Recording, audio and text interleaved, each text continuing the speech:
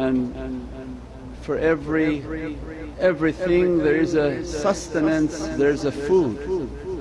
That as we are in the material world preoccupied with feeding the body, some feed the body even more than others, that's why they're plump. So we're good at that, but there's a sustenance for the soul, and the soul is a companion within this body.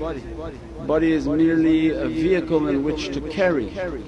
It carries that soul, the soul is the driver, and the soul requires a sustenance. And Allah in Holy Qur'an and through many holy books talks about naqatullah, the camel of God, and the story of the she-camel in which the people and the Prophet Salih had a she-camel, and Allah said, I'll send this camel but you make sure that you give it access to water. We won't go into that, but its reality from Mawlana Shaykh's teaching is that it's our soul, and that at every time on this earth as humans we are occupied with feeding the physicality and giving all of the physical desires and all of the physical wants, and it requires more and more. Mawlana Shaykh describes as an insatiable appetite. As much as you give to the body desire, as much as it's still hungry. Eyes are hungry, it wants more, it wants more. Upon every horizon it wants a new horizon of more material and more consumption and more devouring. And that passenger in which we are neglecting is the soul. And the soul, like a camel, can go very long, but at a point in time if the camel and the soul doesn't receive its sustenance, it can begin to inflict a heavy toll upon the body. If that soul doesn't receive the sustenance it requires, and it's a light being, and now alhamdulillah with a little bit of science and physics you understood the reality of light.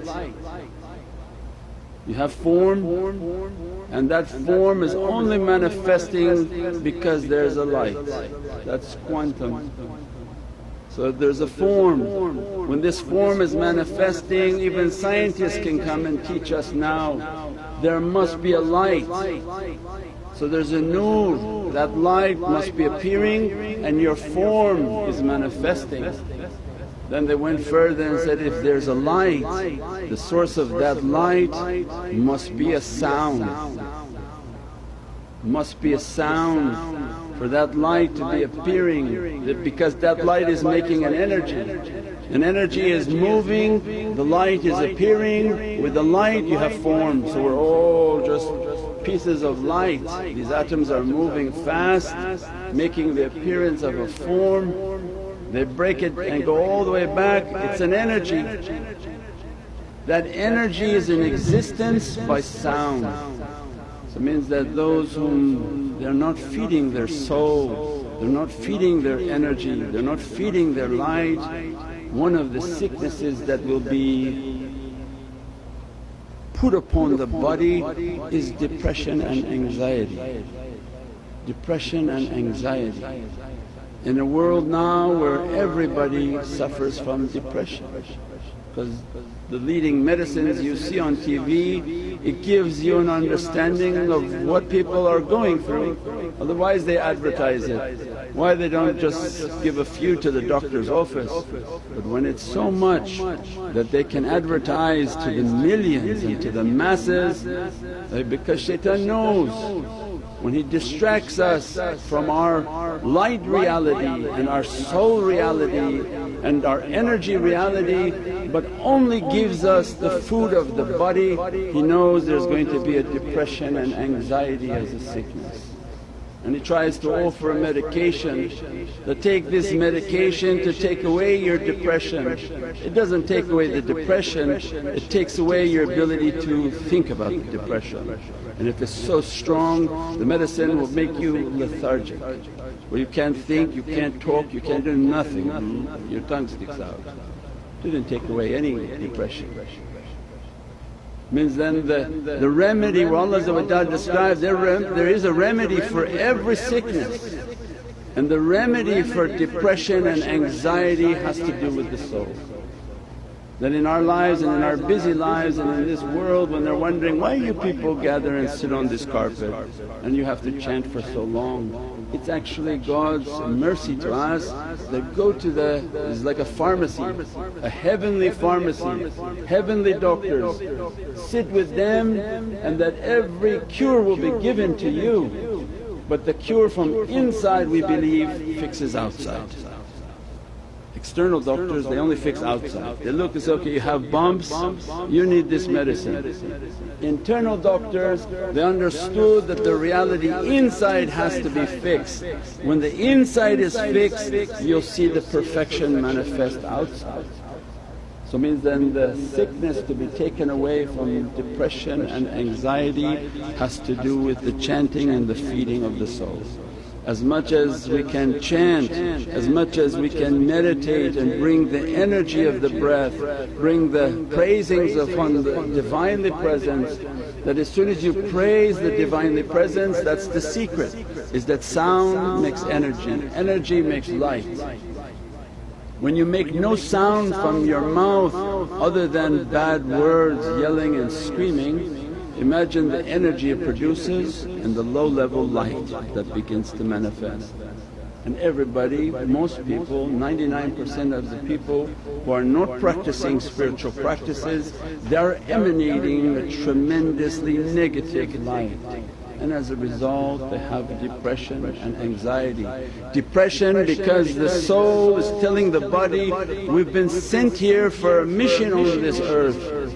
We have a two-way ticket, and shaitan is fooling you to think your ticket is one way, you come and it's finished. No, you're from paradise only for a material experience. You came for a short experience and your two-way ticket is to go back. So the soul is conscious of that, the soul is never ignorant, it gets its direction directly from Divinely Presence. The soul is telling that we have a ticket and this plane is boarding. We don't know the physicality, the soul knows that this plane it has to go back. If we're not doing anything to prepare, it begins to put a panic upon the body, and that's the anxiousness, always anxious, always fearful, something must be wrong. Yes, something very wrong, that we're not giving any food to the soul, we're not giving any practices and any importance to the soul, and that soul is an eternal being. This physicality, it comes like a car and is parked back into the dirt. From ashes to ashes and dust to dust, it goes back. But the eternal being, the being of light and energy, it has its own sustenance. Alhamdulillah, tariqah comes and teaches, and Mawlana Shaykh teaches that for depression and anxiety, alhamdulillah wa shukran lillah. Alhamdulillah wa shukran lillah. Every day alhamdulillah wa shukran lillah. We have it all in our awrads. And those that don't have the daily awrad and wazifa is a reminder for them that say alhamdulillah means all praise be to God, all praise be to you, all praise. Where Allah described everything is praising me, but you haven't the ears to understand except ahli tafakkur. Now awliyaullah, they can hear the praise of everything in creation if Allah give them permission. The faculty of their soul, they operate from their soul. So it means everything is praising the Divine, it's just the ignorant mankind in the middle that says, no, I won't praise. As soon as we praise, say alhamdulillah, alhamdulillah, alhamdulillah, everything. Whether you think you're not getting what everybody else is getting, but keep saying alhamdulillah, alhamdulillah, all praise be to God, all praise be to God, and then that depression begins to be lifted. Allah says, you're correct. Now that you're praising me, you have my attention. I'm the one who will send the medicine, the energy and the reality to that soul, not to be anxious and not to be depressed. And then Mawlana Shaykh says that on top of that alhamdulillah wa shukran lillah is put shukran lillah. That I praise you as all your creation is praising you. And shukran lillah is that, oh my Lord, I'm